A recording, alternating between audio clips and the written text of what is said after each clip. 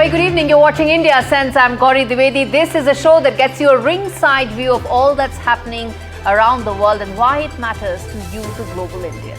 As always, we start with the headlines of the show.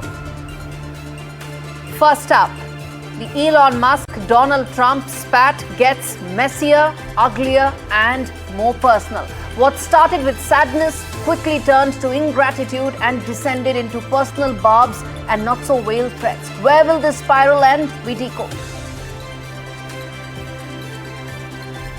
The fight over personal grievances and public finance between two of the most powerful men on earth has sent shockwaves around investors and global businesses. Will it have impact on India? What will that be? We tell you. Speaking from Katra in Jammu Kashmir for the first time since Operation Sindoor, Prime Minister Modi tears into Pakistan, says the terror nation does not want growth and development in Kashmir and said all roadblocks for Kashmir will have to pass through him. Racist trolls target Vivek Ramaswamy and his sons over innocent Twitter post. We ask just how American does one need to be considered amongst them.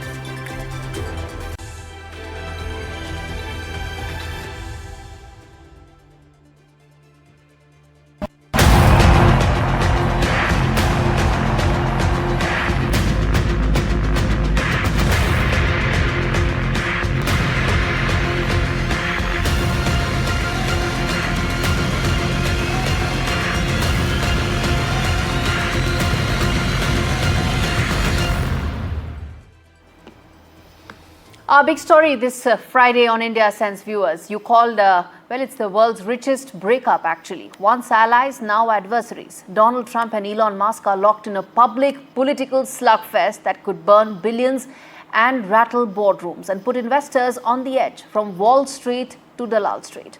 Musk, who's often hailed as Trump's golden goose, helped supercharge the MAGA machine through his platform X. He even helmed the government's cost-cutting crusade. But now, Trump's calling Musk a liability, threatening to pull the plug on federal contracts and subsidies running into billions of dollars. And here's the kicker. Tesla stock plunged 14% on just that spat alone. It's looking to recover a little bit, but the uncertainty remains. And that is the key concern.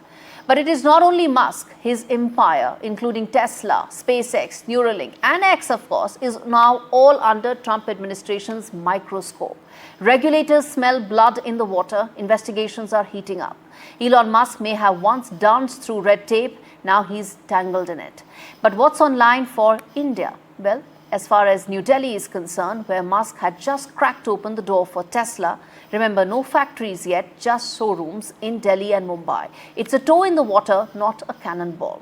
Still, Elon Musk was India's unexpected visa whisperer, a bridge of sorts really, championing the H-1B cause and the skilled talent crisis that America faces, which countries like India can fulfill. And now with this latest controversy hitting the roof, that bridge may be burning.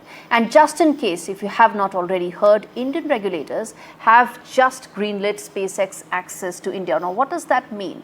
But what's the real risk here as far as the feud is concerned? It might not kill Musk's India ambitions, but it could possibly clip their wings. Why? Well, without Washington's goodwill, the EV tax credits, the regulatory shields and diplomatic back channels Musk once enjoyed, there could be now more uncertainty, and that is where countries like India will have to be very wary. But also, viewers, there's another important aspect. World's most powerful man and the world's richest man, when they brawl, there are major impacts. Whether it's the markets, whether it's the regulators, whether it's global plans, all hang by a thread. Before we move any forward, I want to play out just exactly how this descended. Listen into President Trump. A lot of good things are happening in this room. And I'll tell you, he's not the first. People leave my administration and they love us. And then at some point they miss it so badly. And some of them embrace it and some of them actually become hostile. I don't know what it is. It's sort of Trump derangement syndrome, I guess they call it. But we have it with others too. They leave and they wake up in the morning and the glamour's gone, the whole world is different, and they become hostile. I don't know what it is. Someday you'll write a book about it and you'll let us know. And viewers, when the truth hides in plain sight, the questions only get louder. Another bombshell from Elon Musk has exploded a presidential powder keg, leading us tonight to ask a chilling question. What was the nature of Trump's relationship with Jeffrey Epstein? And more importantly, why are those files still under wraps? It's not just a billionaire brawl. Members of the US Congress have also started demanding answers. They're now asking for an inquiry. Letters from two senior oversight members that are dated 5th of June asked Attorney General Pamela Bondi, are these files being buried to protect the president? It's no secret that the two men were once close. Trump himself told New York Magazine way back in 2002 that he's known Jeff for 15 years and went on to say that he was a terrific guy. In January 2024, there were some tapes that were unearthed by author Michael Wolff. Epstein claims that Trump's first night with Melania was actually aboard the Lolita Express. These are claims that are being made. No one really knows the truth, which is probably why an inquiry is being asked. Lolita Express, well, is on that. Epstein called Trump charming in a devious way, a salesman, a seducer, and someone, he said, with no moral compass. Well, meanwhile, in America, there is wait, there's watch, and files that are still sealed, facts that are still redacted. But the pressure is boiling. From bombshell posts to Capitol Hill probes, the Epstein files have become a thunderclap and has hit the Trump administration like a wrecking ball. But as history tells us, when the names are powerful, the silence only gets louder. And let's see if it will be different this time around. All right.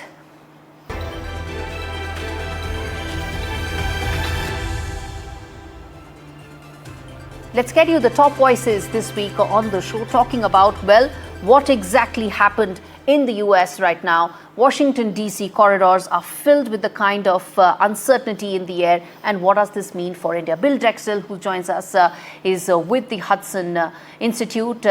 And he will decode for us what does this really mean. Bill, now explain to us that this was about the big, beautiful bill. But is there more to it that nobody's been able to see so far? Great question. I mean, I think that, a lot of people saw this coming. So yes, on the surface, it's about the big, beautiful bill. But more broadly, I think we can say, particularly given the extraordinary intensity of the rupture, that this is also about two very large egos coming into conflict. It seems like, friction had been mounting for some time, but it is true that one of his primary interests in government seems to have been a greater sense of fiscal responsibility and efficiency.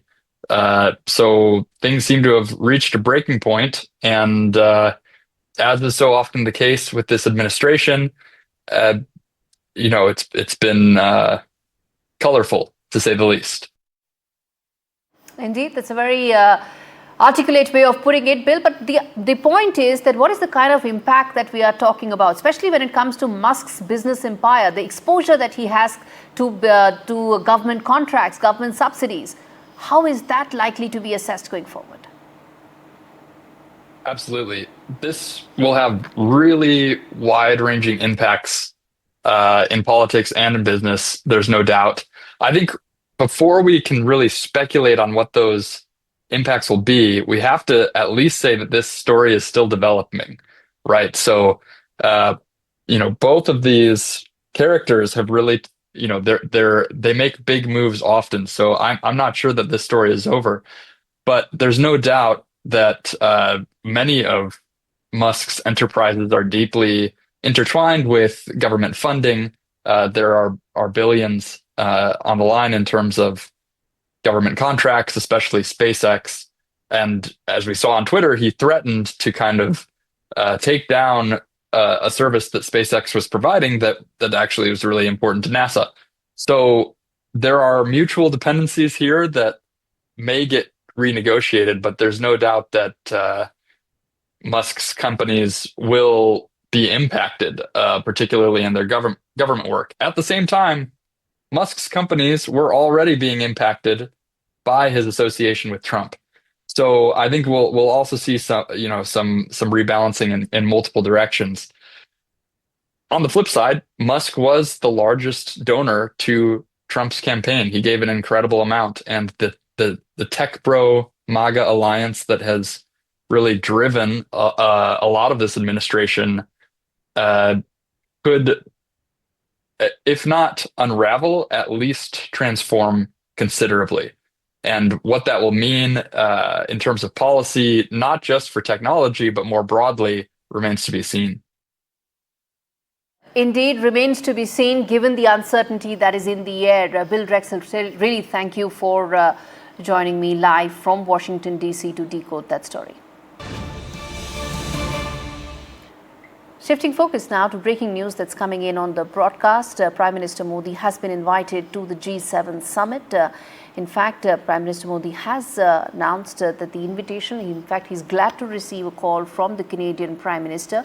G7 summit will take place in Alberta region of Canada from the 14th till the 16th of June this month. Until now, there was uncertainty about the invitation that was yet to be received by Prime Minister Modi. And that has come now. So the PM will be traveling to Alberta, that is in Canada, to attend the G7 meeting as one of the special invitees. That has been the case since 2019, where India has been invited every year except for the COVID year when the summit wasn't held. But apart from that, for the last 6 years, the Prime Minister has been invited as a special invitee to the G7 meeting. And that continues this year as well, where he's received the invitation from the Canadian Prime Minister Mark Carney to attend this summit. All right, turning attention now to the other important voice that we are getting on the show to really decode what is the biggest story that's unfolding around the world, the Musk-Trump fallout and the impact on India. Nisha Biswal, who's a former Assistant Secretary of State, joins me live to decode this in greater detail, to understand from an India point of view, what does this really mean? Nisha, really thank you for joining me on the show. Let me start by asking you that in terms of the Trump-Musk spat that one is seeing, the public fallout, is it indicative of an unstable, mercurial Trump administration? And more importantly, how should India be dealing with that kind of uncertainty? It's a great question, Gauri, and I will say that is something that all of America's partners are grappling with. I think India has maintained a fairly steady approach to how it is engaging with the Trump administration on trade in particular, and across the board. And that is to maybe focus on what are the key outcomes that you are trying to achieve. And I think in the instance of U.S. India, that focus has been on achieving some kind of a agreement on tariffs that would allow India to be able to avoid a reinstitution of the reciprocal tariffs when that 90-day suspension ends in July. I think India is well positioned on that and is aggressively engaging on that. Of course, there is uncertainty in the midst of all of that, in that there are new tariffs that are being introduced by the Trump administration, whether it's on this new tariff on steel and aluminum, or whether it's on negotiations that the Trump administration or conversations that they may be having with other countries. And I know that the Indian side will have been paying close attention to the conversation between President Trump and Xi Jinping as well. But by and large, I would say that India has managed the trade negotiations well and is in a attractive position to hopefully be able to announce some kind of a in principle agreement in the coming weeks on tariffs. All right, we leave it there. Nisha, really appreciate you joining us live to decode that in greater detail, especially given the fact that the trade talks have progressed significantly between India and US. Well, on that note, viewers, we're going to slip into a very short break. Come back on the other side, talk about two other very important stories: racial trolls targeting Vivek Ramaswamy. What does that mean? And also the message that Prime Minister gave to Pakistan from Jammu Kashmir. More on that after this break.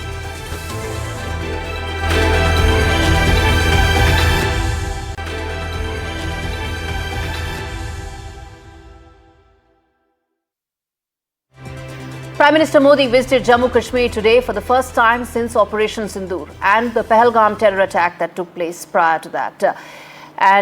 The message was very clear that Prime Minister Modi gave. He didn't mince his words. He ripped into Islamabad, accusing it of trying to light the match of riots across India by targeting Kashmir's tourism, the lifeline of its people. India struck back hard. And now Prime Minister Modi said in no uncertain terms, whenever they hear Operation Sindoor, they will be reminded of their shameful defeat. But that's not all. While Pakistan spreads terror, India builds bridges, literally. Prime Minister Modi inaugurated the world's highest railway bridge, the Chenab Bridge, standing taller than the Eiffel Tower, and flagged off the Vande Bharat trains connecting Katra to Srinagar. While Pakistan throws stones in the dark, India lays tracks for the future. The message is clear. We won't just survive, we will soar. And that is the biggest takeaway of what happened today in Jammu Kashmir, where bridges were being built, where roads were being laid, and future of Jammu Kashmir was being secured.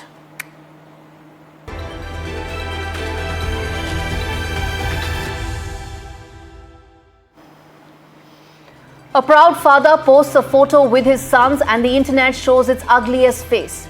Vivek Ramaswamy's simple family moment has been hijacked by a flood of racial hatred. On this very special edition of India Sense, we ask viewers, when did being Indian American become a reason for online lynching? And what does it say about the state of Trump-era America? This report has that answer for you.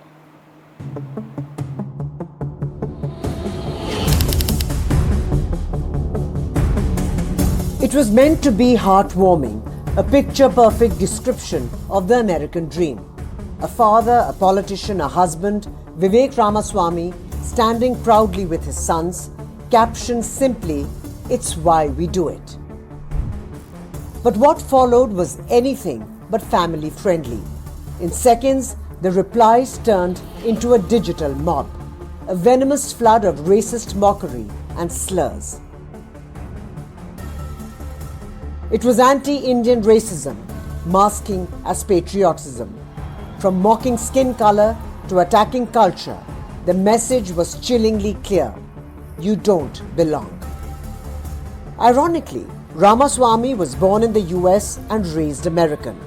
Harvard, Yale, Wall Street, his resume screams the American dream. But this isn't a one-off. Racist abuse has spiked. From Sri Ram Krishnan's appointment to Vice President Harris's heritage, Indian Americans have been vilified for rising too far. Statistically, racism against Indian Americans has surged. According to Pew Research, hate incidents have more than doubled in the past 4 years, and Trump 2.0 has definitely not made matters any better. Indian Americans contribute heavily to America's engine, from artificial intelligence to emergency rooms and pretty much everything in between. Yet, they are now increasingly being treated like invaders, not innovators. In a divided America, skin color and surname still spark suspicion, even for kids, even for families, even for citizens.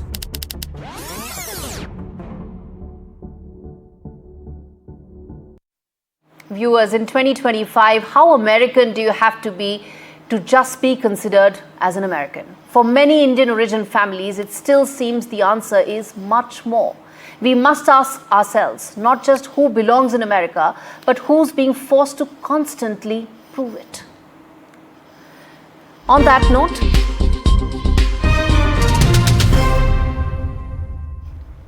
Parle-G for millions of Indians is more than just a biscuit. It's childhood, it's comfort. It's the 5 rupee snack you dip into your chai on rainy days. But in Gaza, a place that's gripped by famine, this same biscuit pack is now being sold at nearly 500 times the original price, a single packet costing upwards of 2,400 rupees. After the 2023 escalation, Gaza's lifeline flood was choked. Border closures, aid blockades, rising desperation, a new system. The Secure Distribution Site 1, also known as the SDS-1 model, replaced UN food routes. But what it brought was not relief, but long queues behind barbed wires and hunger priced out of reach for many.